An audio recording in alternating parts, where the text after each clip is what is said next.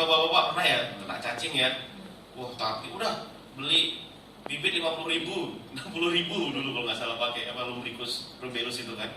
Nanti ada off takernya, ada yang belinya, tahu-tahunya nggak ada yang beli gitu. Jadi jatuh lagi. Nah, kalau dari segi kecepatan panen Pak, lebih bagus maggot karena dia bapak bisa panen anytime, kapan aja.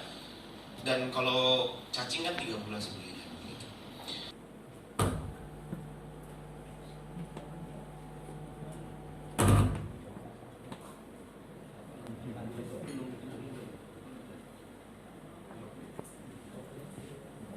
Jadi ini waktu itu project dari World Bank. Jadi Bank Dunia mendanai Indonesia untuk mengembangkan maggot waktu itu di Indonesia. Jadi kita sekarang yang mau operate di sana.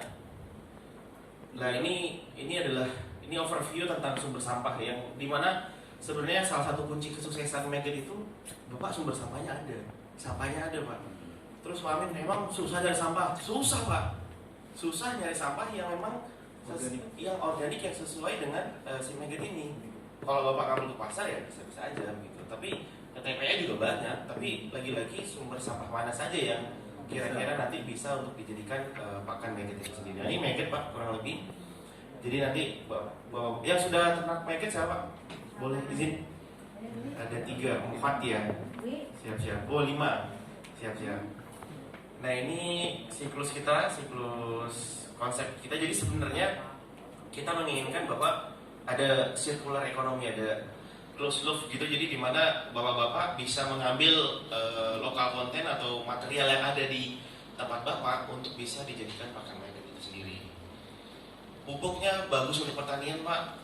Nanti bapak bisa lihat di presentasi kita untuk ke ikan nila, ke ikan lele. Bahkan kita kemarin KKP Pak itu punya project 2 di Indonesia sekarang untuk program maggot. Satu di Jepara dan satunya di Kemang Bogor. Nah kita di Biomax sebagai tenaga ahli di sana. Ketika kami ke Jepara, ternyata itu bisa untuk udang, lobster, rajungan, kepiting, itu bisa Pak. Saya belum ke Bandeng sih. Ternyata di kabupaten Bekasi ini itu ada air juga ya Pak, tambak-tambak juga ya. Oh, I see. Menarik. Jadi Bapak bisa improve. Bahkan untuk ke ikan kerapu bisa Pak. Jadi waktu itu ada dinas dari Sulawesi, dia buat keranjang KJA di laut, terus ada kayak kerapu gitu dikasih, ternyata mau juga. Langsung ke slide. Wah, Pak Amin lagi-lagi menekankan sumber sampah karena kalau tadi Pak Kadis, Pak Amin bisa nggak ini maggot harga 2.000 3.000? Bisa Pak. Karena maggot ini, budidaya maggot ini kayak manufaktur aja. Semakin tonase yang Bapak olah itu semakin banyak, berarti semakin efektif dia.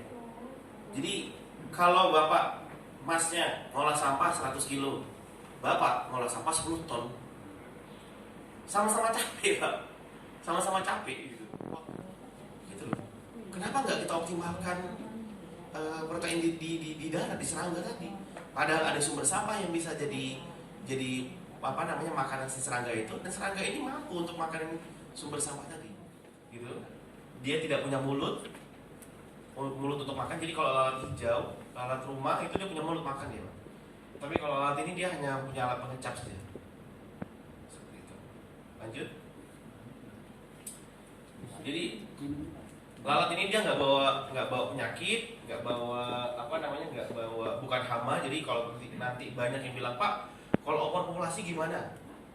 Wah, nggak apa-apa. Jadi itu memang bahkan gini Pak, BSF ini dia menjadi indikator lingkungan sebenarnya. Kalau misalnya ada BSF, berarti lingkungan itu sebenarnya bersih Pak, lembab dia.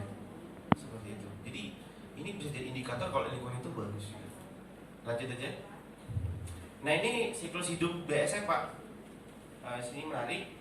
Jadi total siklus hidup BSF dari awal sampai di akhir itu 44 hari. 44 sampai 46 hari lah. Jadi at least rata-rata 1,5 bulan. Telur menetas itu di 3 hari. Jadi di 3 hari ini telur akan menetas. Jadi Pak Amin, kalau lebih dari 3 hari itu gimana? Dan nanti bapak akan mendapatkan mini larva yang kecil-kecil gitu. Nah, ini nantinya akan mempengaruhi di kandang bapak, di kandang BSF bapak nanti. Kami sarankan pemanenan telur itu seharusnya setiap hari lebih bagus, atau di 2 hari sekali, jangan lebih dari 3 hari gitu, karena nanti akan mempengaruhi pertumbuhan si maggot ini. Kemudian dia akan terus berkembang selama 14 hari di sini. Dia akan terus makan. Nah, di 14 hari inilah dia bisa mengolah sampah organik, Pak, mengolah sampah makanan tadi.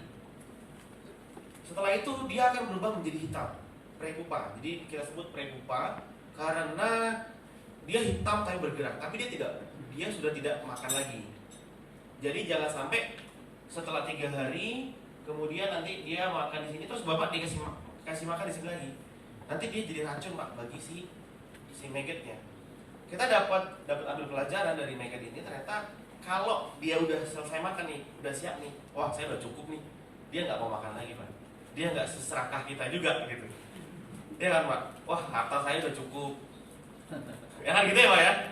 Oh ini ada uang lagi, ambil lagi gitu enggak. Dia kalau udah cukup, Pak, dia akan mencari tempat yang kering untuk dia bisa berhibernate, untuk dia jadi kepompong gitu, untuk dia menjadi pupa. Jadi nanti di 14 hari ini dia 7 hari dia akan hitam tapi bergerak. Namun nanti di sini nanti dia akan menjadi pupa, terus dia akan kaku gitu. Nah, setelah 14 hari dia menjadi pupa, dia akan hatching, dia akan menetas menjadi lalat. Nah, di 1 hari 2 hari pertama hidupnya itu 9 sampai 10 hari aja nih, Pak. 9 harian aja, pendek banget. Di 1-2 hari saja dia istilahnya mematangkan gonad, sel telur, sel spermanya itu masih dimatangkan di dia. Gitu. Dia butuh matahari untuk dia bisa mematangkan itu di sinar matahari pagi, sehingga nanti di kandang bapak itu jangan gelap semua, Pak. Jangan pakai asbes semua, jangan pakai spandek semua. Jadi memang tetap ada istilahnya atap fiber itu ya, yang transparan untuk dia masuk. Seberapa banyak fiber itu tidak perlu semua fiber juga, karena kalau terlalu panas dia mati juga, Pak. At least bapak sekitar 50 sampai 60% itu sebaiknya ada fibernya. Nah, menariknya adalah lalat ini ketika dia kawin, nanti yang mati pertama jantan, Pak. Habis tenaganya, Pak. Oh, ibu-ibu udah ketawa ini. Nah, dia mati karena memang dia hanya mengandalkan energi dia ketika dia makan di sini, Pak. Dia hanya mengandalkan energi dia. Dia mengandalkan proteinnya, lemak dia. Jadi kalau bapak nggak ngasih makan di sini, kurang makan, nanti di sini jadi hitam juga, tapi dia akan nggak jadi lalat. Makanya nanti mungkin beberapa teman-teman, kenapa ya ada prepupa saya atau pupa saya yang nggak netes? Karena nggak bisa dia, nggak cukup dia, Pak. Energi dia itu nggak cukup untuk situ, gitu loh. Ini penting banget. Nah, nanti bagaimana komparasi antara telur dan sampah nanti kita jelaskan. Nanti setelah mati dia, Pak, lalatnya, nanti si betinanya bertelur, mati juga, Bu. Jadi memang jihadnya ini memang hanya untuk reproduksi aja, Pak. Gitu. Dan dia si jantannya itu setia banget dia, Pak. Hanya satu dia, nggak nyari yang lain dia, Pak. Nggak lirik kanan lirik kiri dia, Pak. Gitu. Jadi dia hanya satu.